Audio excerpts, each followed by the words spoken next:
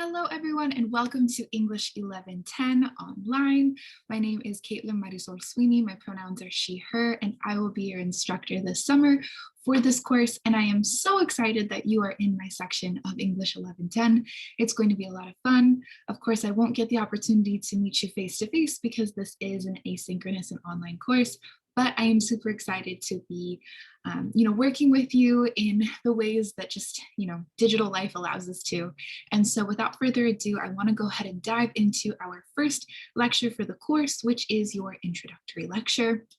As I will discuss in more detail each week, you can expect to have 2 lectures from me typically each week that will provide you with an overview of what's going on in the week, as well as a lecture that's concentrated on concepts, themes, and kind of working with you through assignments and various other content-driven necessities.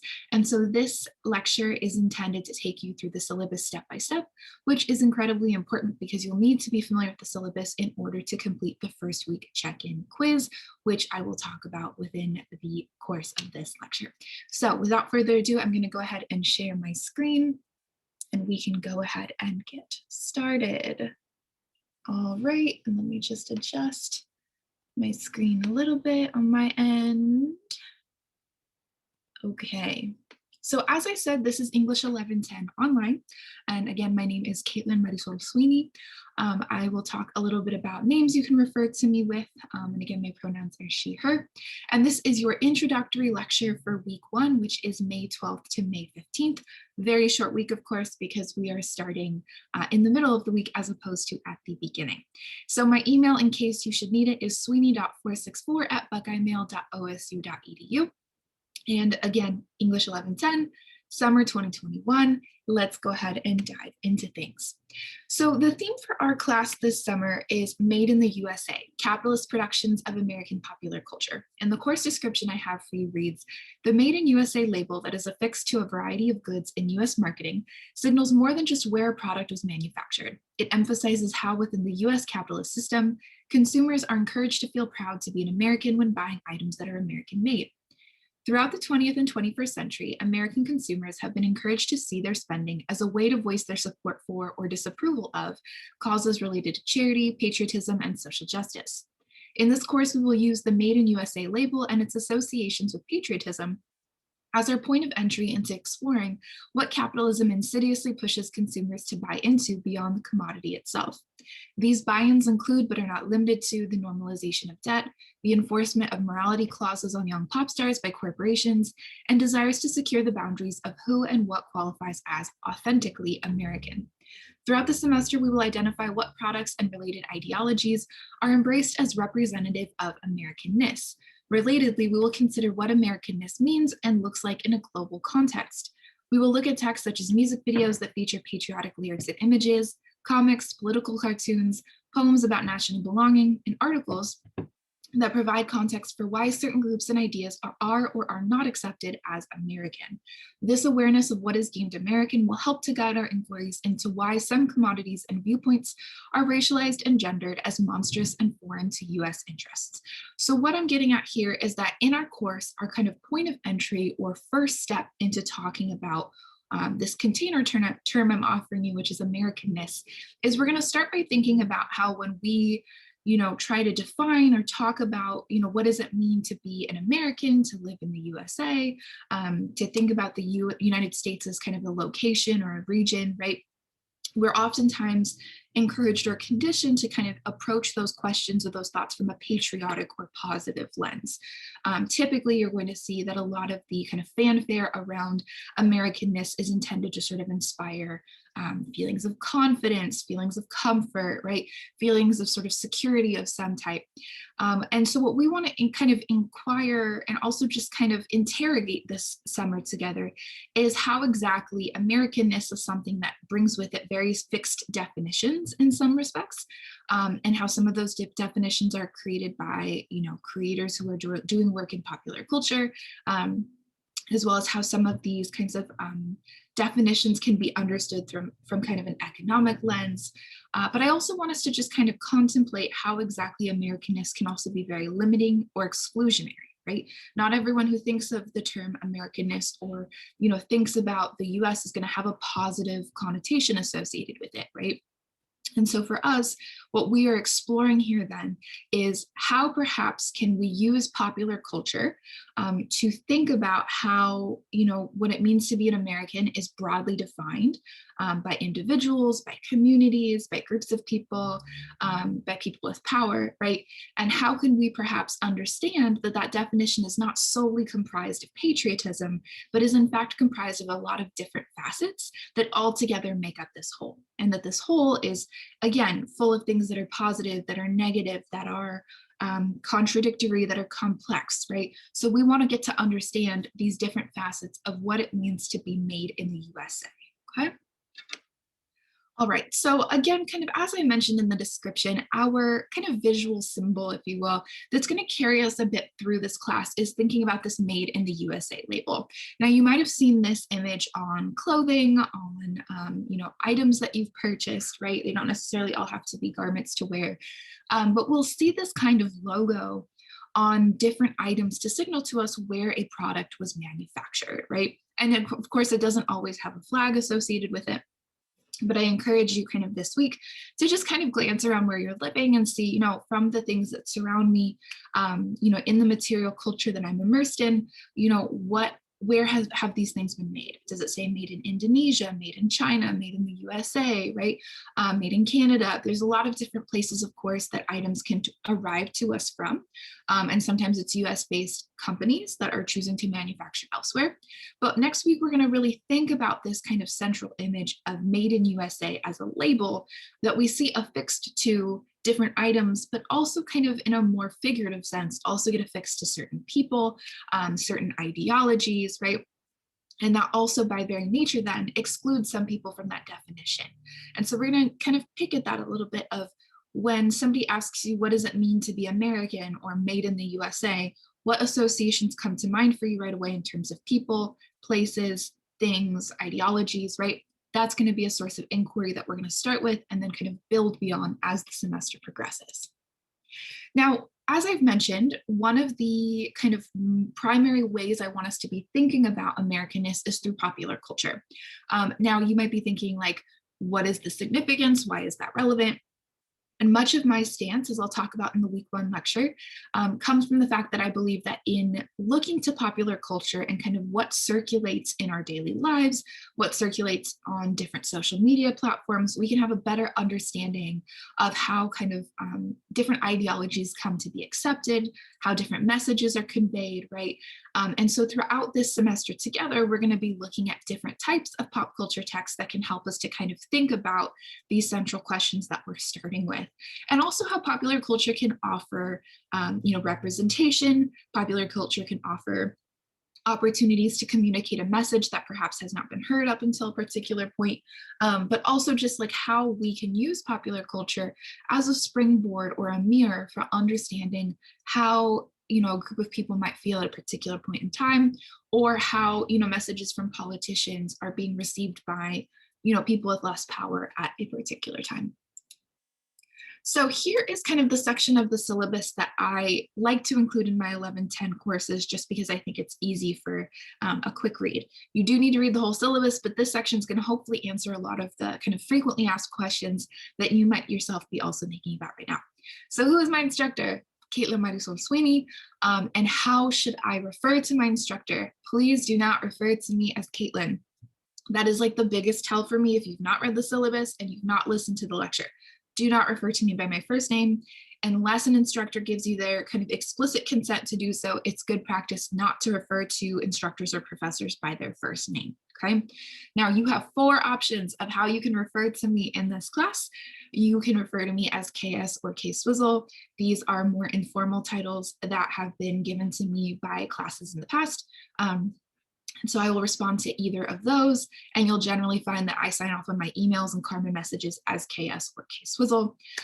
If you would prefer a more formal title, if that makes you more comfortable, I also respond to Professor Sweeney or Instructor Sweeney. I don't really have a preference between these 4. You can use them interchangeably. You can choose to just go with one all semester. But the point is, don't call me by my first name, and also don't call me Miss Sweeney or Mrs. Sweeney. Those titles are also not appropriate, okay? How can I contact my instructor? You have two ways that you can get in contact with me. The first of which is email, sweeney.464@buckeyemail.osu.edu. And the second is by phone, 951-775-9621. I will respond to my email throughout the week, but generally my office hours is going to be the time that I'm most attentive to my email. And so you have the best chance of reaching me during that time frame.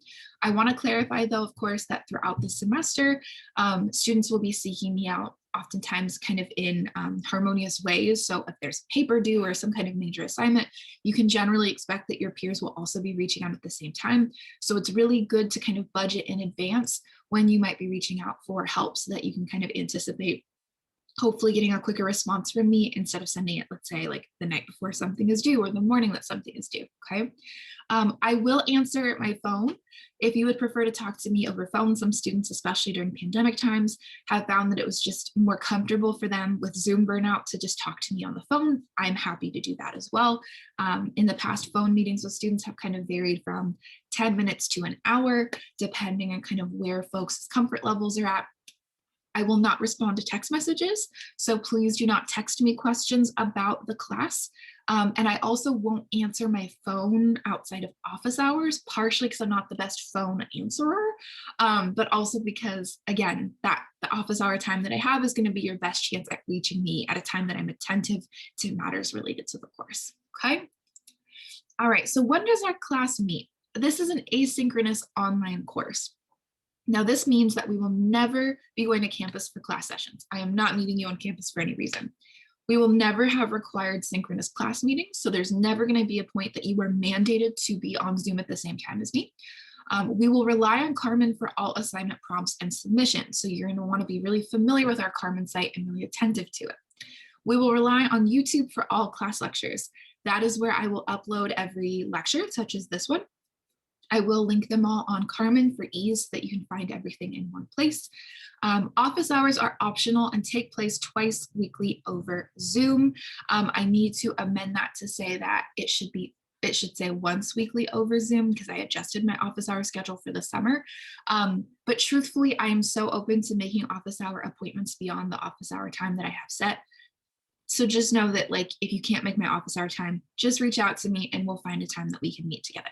And finally, the week's lectures, assignment prompts, and resources will be posted to weekly modules on Carmen every Monday.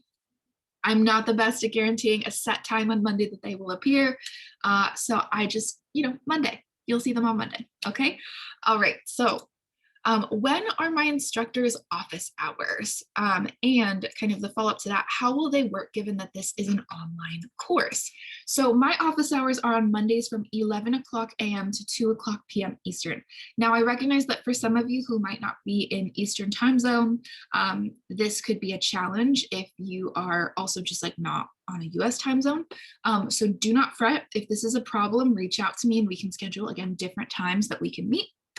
But when you want to check in with me, I will be on Zoom at this time on Mondays from 11 to 2. The meeting ID and the passcode are provided here, and the link to just click through to my office hours is also provided here. These office hours are optional. You are never required to come to them. Some students never use office hours throughout the semester. Some students use them regularly. Some students use them periodically.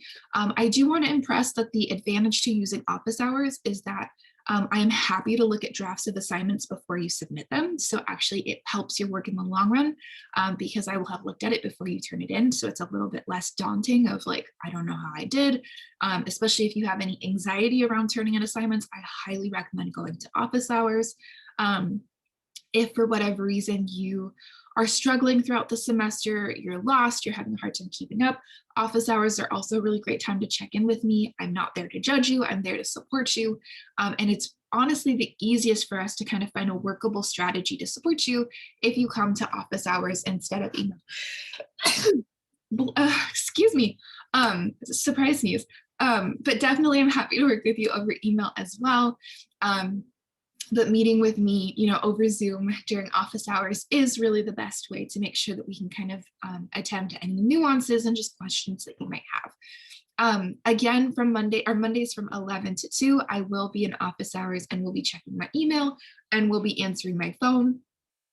If you would prefer to correspond with me in those ways. But again, I will not reply to text messages. So your options on Mondays from 11 to 2 would be to get onto Zoom, call me on the phone, or email me. Though, of course, I'm also happy to schedule an alternate time with you. All right, so when is work for this course due, and can I submit work past the deadline? So all readings and viewings must be completed, and all assignments must be submitted each week by Sunday at 11:59 p.m. Eastern to Carmen. Now, I want to clarify, this is a recommended weekly deadline, which means that this is the time frame that on Carmen, it's going to say that each of the assignments are due. However, if for whatever reason you cannot complete assignments by Sunday, late work for the months of May, June, and July can be submitted up until the last day of the month. Now, the nuance here is that work that you submit by the recommended weekly deadline should be submitted to Carmen. Work that you submit beyond that weekly deadline should be emailed to me at sweeney.464@buckeyemail.osu.edu. The reason I do this is because when students submit work late and turn it in via Carmen, the kind of like ugly red lettering that says like late or missing tends to just make students really anxious. And generally, I found that when I've had students turn in late work over Carmen, they end up emailing me anyways to clarify that they've turned it in. So I would much rather simplify the process and have you turn in the assignment via email if it is turned in after that recommended weekly deadline. Now, you'll note again that May, of course, is the month that this class is starting, which means that this week's assignment can be turned in up until the last day of May, though you will see on Carmen that there is that recommended weekly deadline of this upcoming Sunday at 11:59 p.m. Eastern, okay? Is there a required textbook for this course that I need to purchase? No. All reading assignments that you will need to complete will be posted to Carmen as a PDF or Word document. All lectures will be posted to YouTube and will be made available on our Carmen site. All videos, films, and television episodes that you need to watch for this course will be available on YouTube, Disney Plus, or Netflix. If you do not have access to one or all of these platforms, please notify me as soon as possible. Now, you might be panicking, totally okay. Disney Plus is an optional one in the sense that I will only really be including things from Disney Plus on the extra credit assignment that you are offered. So it's not the biggest deal if you don't have Disney Plus, but if you don't have access to YouTube or Netflix, talk to me ASAP because you will absolutely need those to succeed in this class. Are there any materials within Carmen that I should pay extra attention to? Yes. Please make sure that you pay attention to our course YouTube channel and Google Drive shared folder.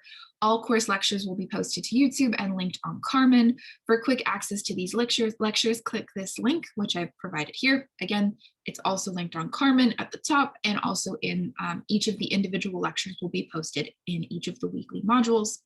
Relatedly, all Google slide presentations that I use in my weekly lectures will be posted to our Google Drive shared folder and linked to Carmen. For quick access to these slides, click this link.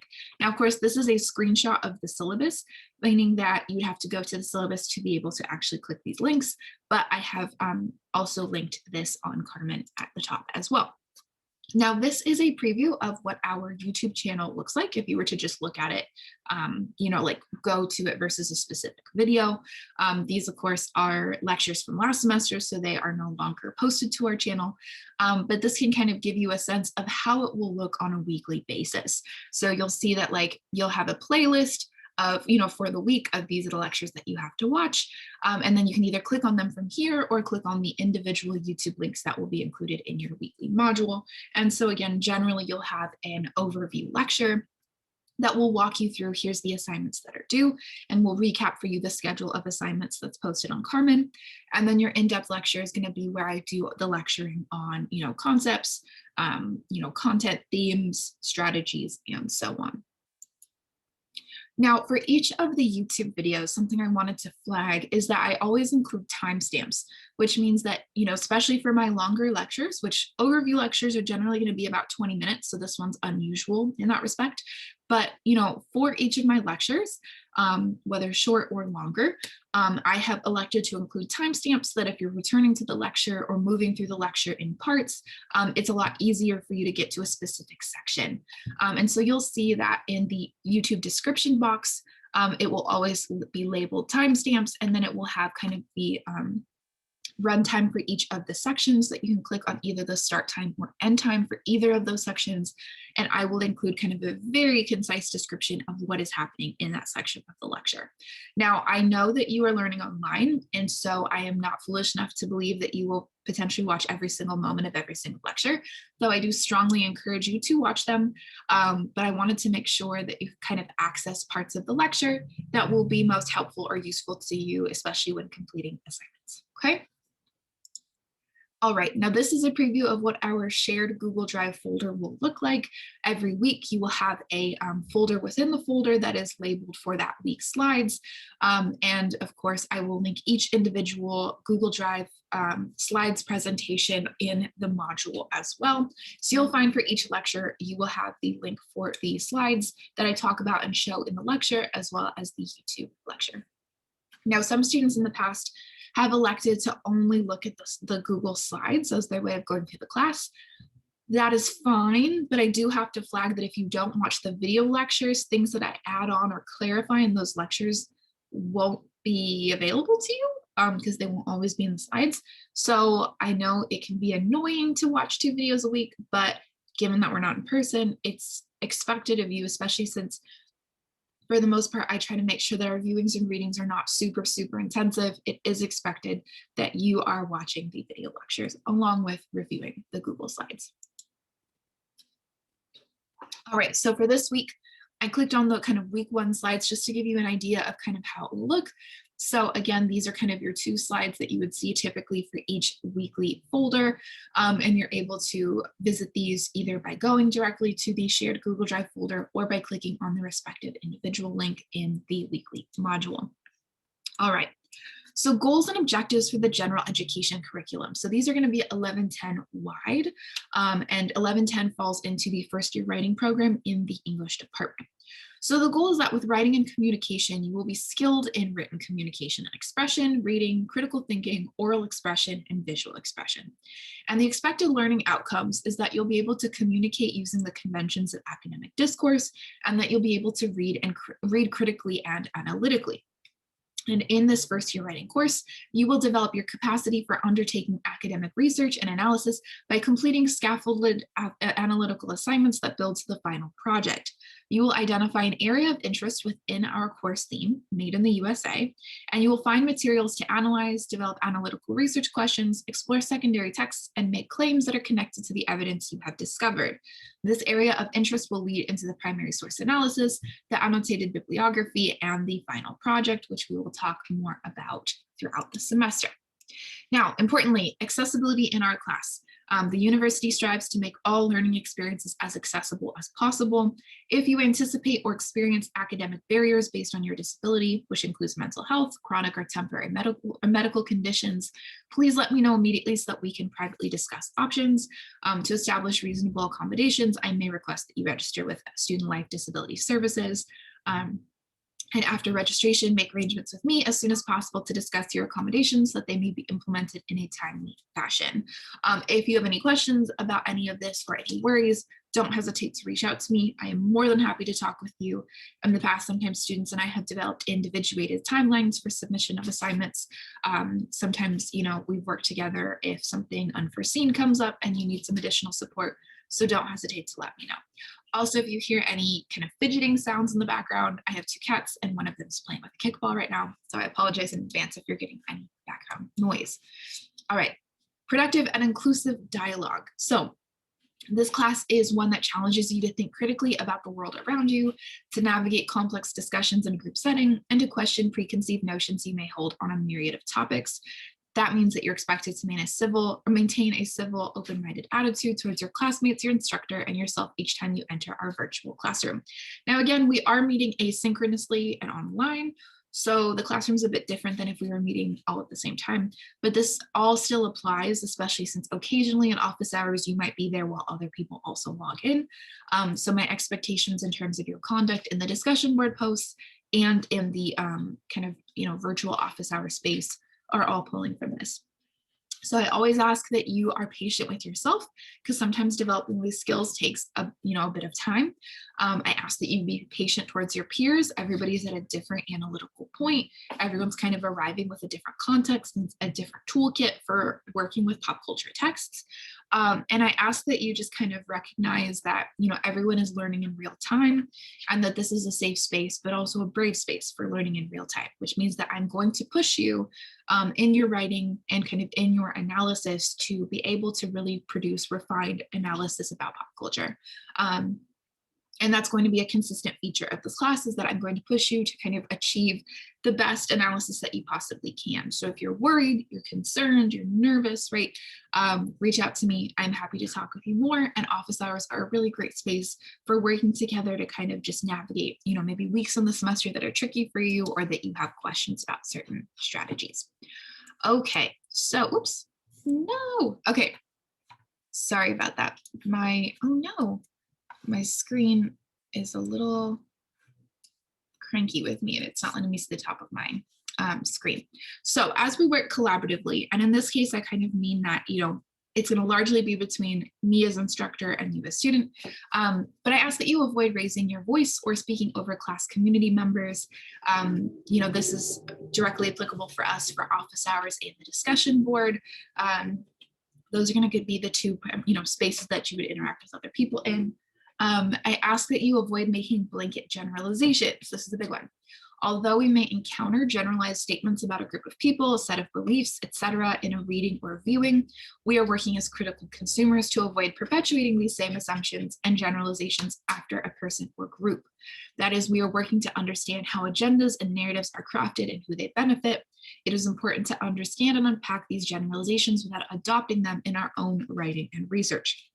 So we're going to talk a little bit about kind of what it means to essentialize a group, to generalize a group, to stereotype a group, right? And we want to make sure that we don't perpetuate those things that we might be seeing in text that we're looking to as examples of such. Hold space for any emotions or emotional responses you may have to something you read, view, or encounter in this course. We are engaging with materials and discussing topics related to historical events, institutional inequities, cultural memory, oppression and discrimination, and trauma. If you need to take a break from a text, or if you need additional support from me in navigating a topic or text, please reach out to me. Practice compassionate listening. Don't rush to criticize a classmate for making a statement that may offend you or present an issue. Rather, work towards asking questions and using I statements to explain your response. If you experience discomfort or lack of safety when responding or wanting to respond, please reach out to me for support and or guidance. And do not laugh at another student's answers if they're kind of struggling to arrive at their point, or maybe they say something a little awkwardly. We want to have compassion and support for each other, while also being really adamant that the classroom should not be a space in which folks are targeted. Folks are made to sort of feel vulnerable or unsafe. And my job is, in the discussion board posts and in office hours, that we maintain that kind of safety and that sense of community. Our productive and inclusive dialogue approach is informed by the university's policy regarding diversity and inclusion, which is as follows. The Ohio State University affirms the importance and value of diversity in the student body. Our programs and curricula reflect our multicultural society and global economy and seek to provide opportunities for students to learn more about persons who are different from them.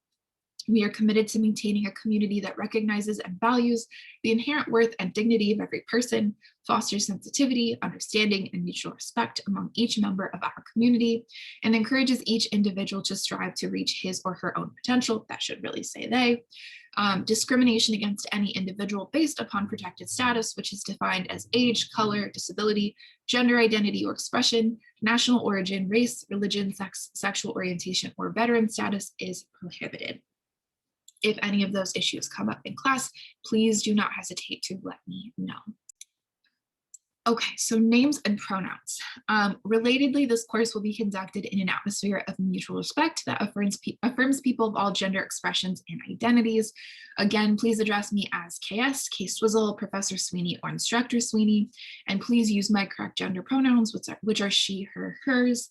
I was provided with a class roster with your name as it appears in the OSU system, but I invite you to share your name and pronouns with me if you feel comfortable to do so. and I can alter your name listed on the roster to accommodate any changes that are needed. This also includes pronouns, and if you would like to alter your name and pronouns within the campus system, please visit the link that I've provided here. I ask that all members of our course use the name and pronouns that their fellow classmates request that we use. As a point of reference, pronouns may include, but are not limited to, she, her, hers, he, him, his, they, them, theirs, these, or z's, or a person's name with no pronouns used when referring to them. For more examples of and information on pronouns that folks might use, please visit this website.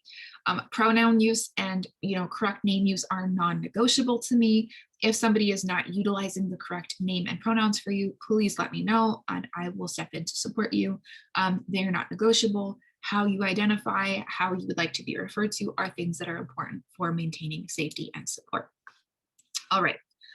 So in terms of our grade breakdown, and this is generally what students are most interested in at the beginning of the semester. So we have 3 categories of work. The first of which is foundations work, then core assignments, and then end of semester assignments, okay? Also, I apologize for street noise. I do live on a busy street. It is what it is. So foundations work, you have first week check-in, discussion board posts, and process posts. Now the first week check-in is the quiz that I mentioned at the beginning that you will be doing to recap, information that's in the syllabus. It's also a space where you can provide me with information that I should know or that you want to flag for me. I wanted to just note that some of the questions are graded, some of them are not. If you have questions about which ones are and which ones are not, let me know. But the questions that are graded are the ones that are asking you to recap what the syllabus states. So the first week check-in quiz is 15 points. And it is due by this Sunday. So please make sure that you get that done in a timely fashion. That one needs to be done this week because I want to make sure that you know what's going on in the class before you proceed onwards. Now, discussion board posts are 60 points and there are 4 posts at 15 points each. Now, the discussion board posts are going to be very general kind of stream of consciousness, like overview responses to texts that we read in a particular week or text that we viewed. You do have a discussion board post for this week, so I will talk about that more in the week 1 lecture. Process posts are 100 points and there are 4 posts at 30 points each. And now with the process posts, oh wait, give me 1 second. Okay, as I was looking at this, I realized that there was an error. So this is also why I do this lecture, to catch a few errors. So it should say 4 posts at 25 points each. I am so sorry, I will amend that. And so as you can tell, I'm not the best math. Anyways, so it is 4 posts at 25 points each. They are weighted more heavily than the discussion board posts because they are structured as kind of worksheet style assignments that are opportunities for you to get comfortable with applying concepts, with analyzing primary and secondary sources, and they're kind of your training ground for the core assignments, okay? Core assignments, you have the concentrated close read, which accounts for 150 points. And the concentrated close read is your first formal essay for the class. It will be an opportunity for you to really build on the skill sets you worked on with the process posts in such a way that you will be able to kind of just be able to demonstrate your comprehension of themes, concepts, materials, and be able to kind of put all of that together in a pop culture analysis. The primary source analysis is 200 points. This is going to be a longer formal essay, whereas with the concentrated close read, you will be analyzing a primary source that I provide to you. In the primary source analysis, you will be selecting your primary source. And so it's kind of a diverging away from me providing you with material, and you'll be able to kind of do more in-depth pop culture analysis, but do so with something that you choose to work with.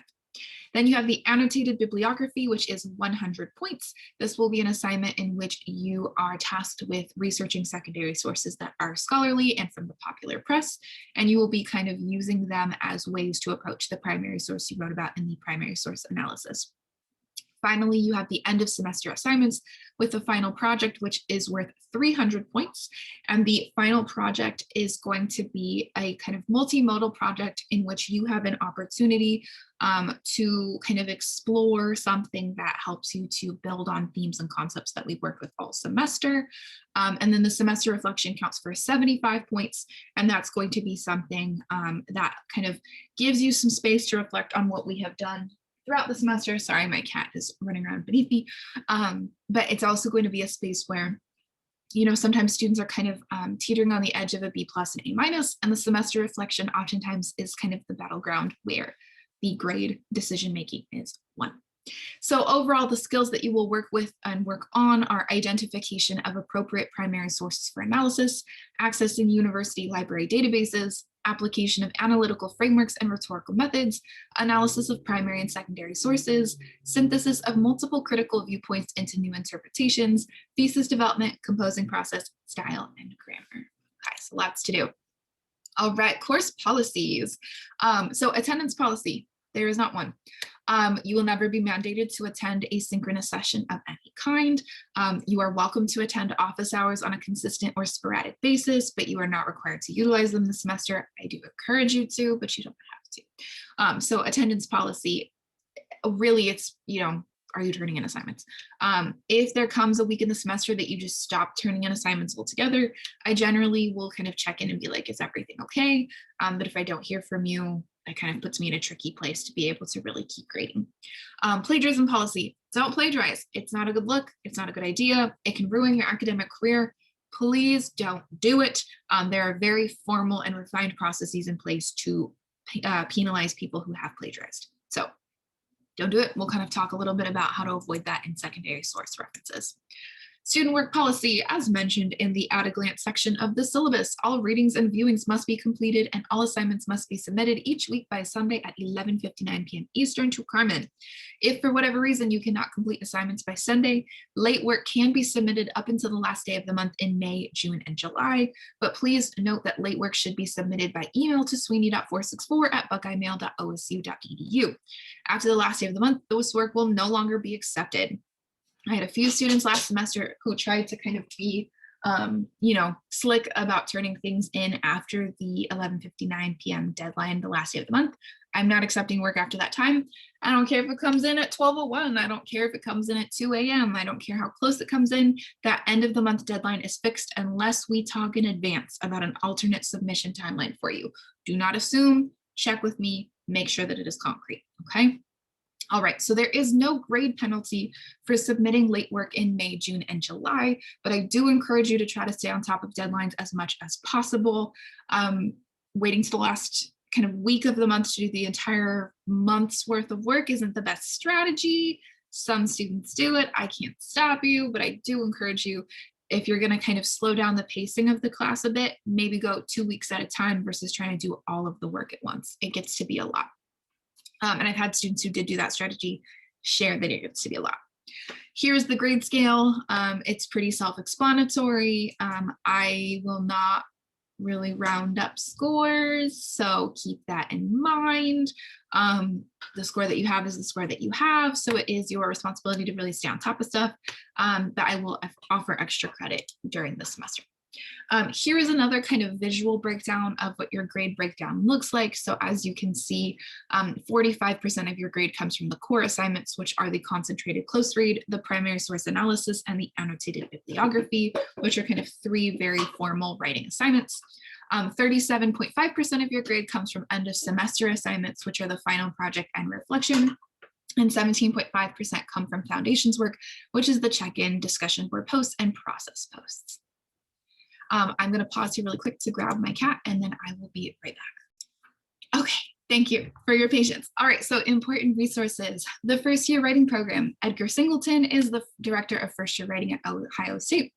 You can email him at singleton.1@osu.edu if you have any questions about the program more broadly.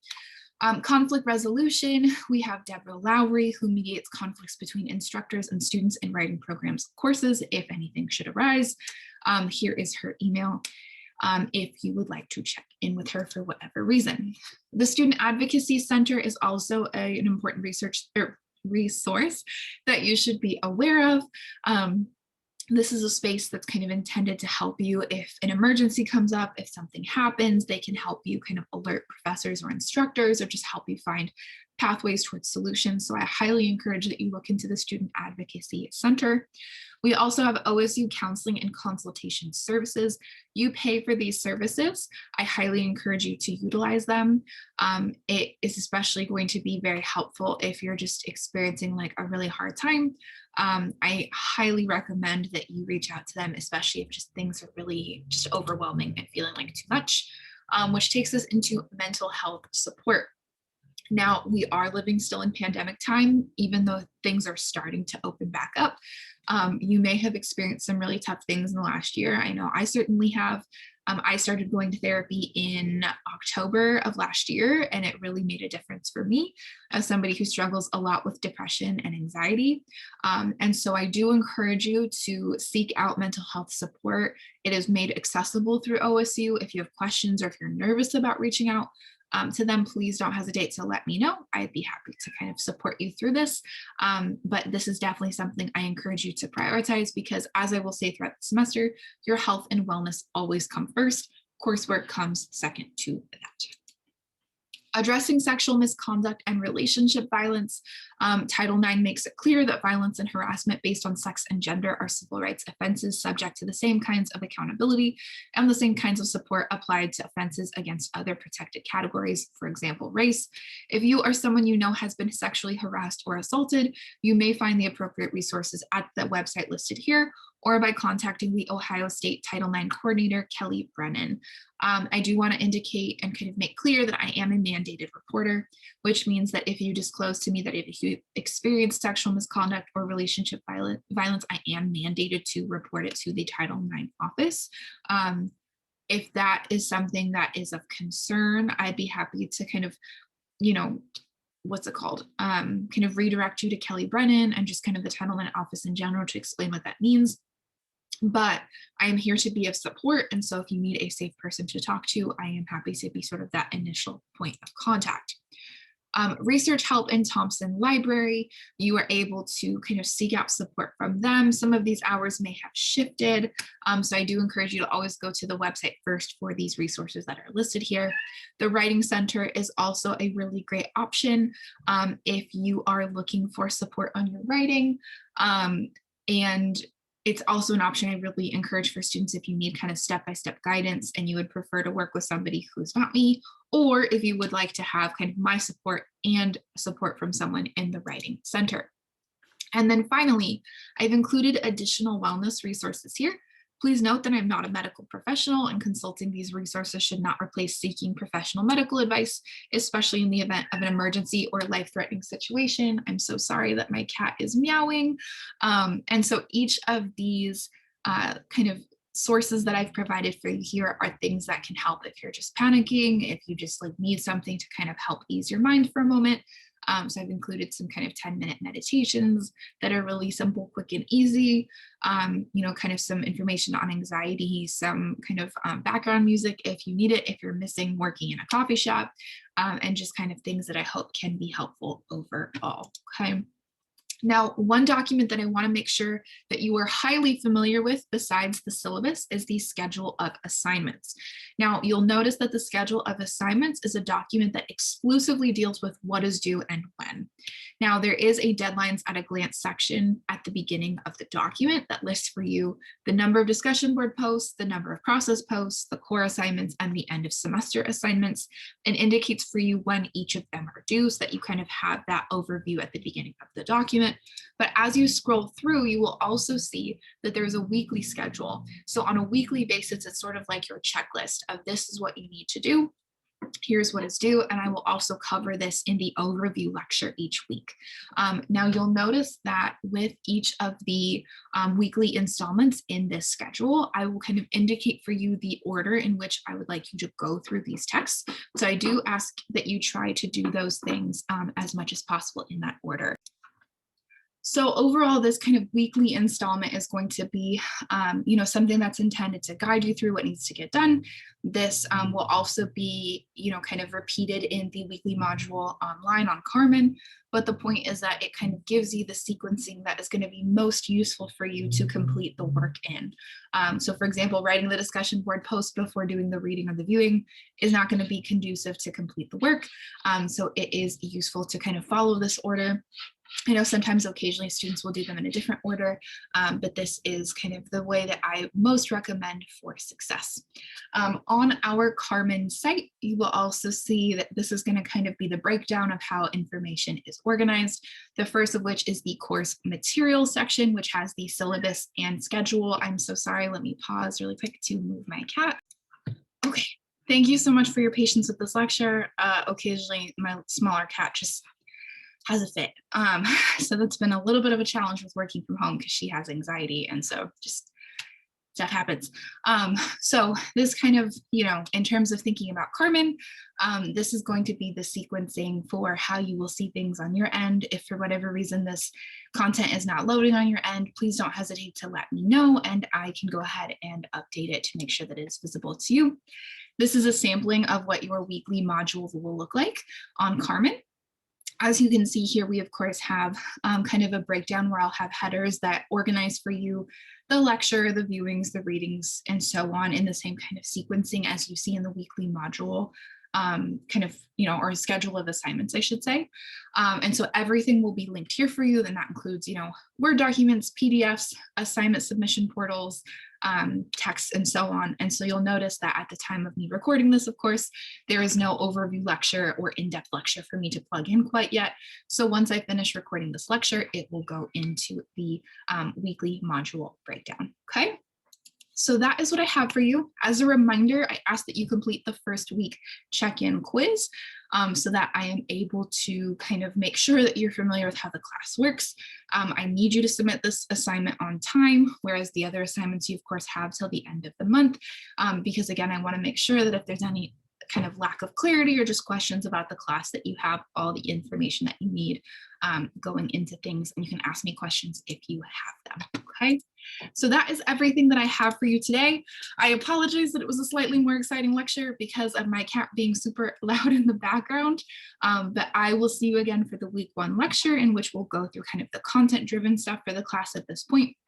I also appreciate your patience with me noticing a couple little just like mishaps on the syllabus that I will fix.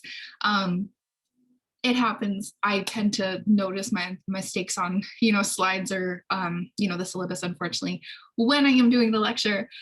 So I appreciate your patience in advance with me in those kind of hiccupy moments. It happens. We're in pandemic time. Things are different and keeping track of things can be tricky. But with all of that being said, once again, I am Caitlin Marisol Sweeney, KS, K-Swizzle, Instructor Sweeney, Professor Sweeney, whichever of those works for you, works for me as well.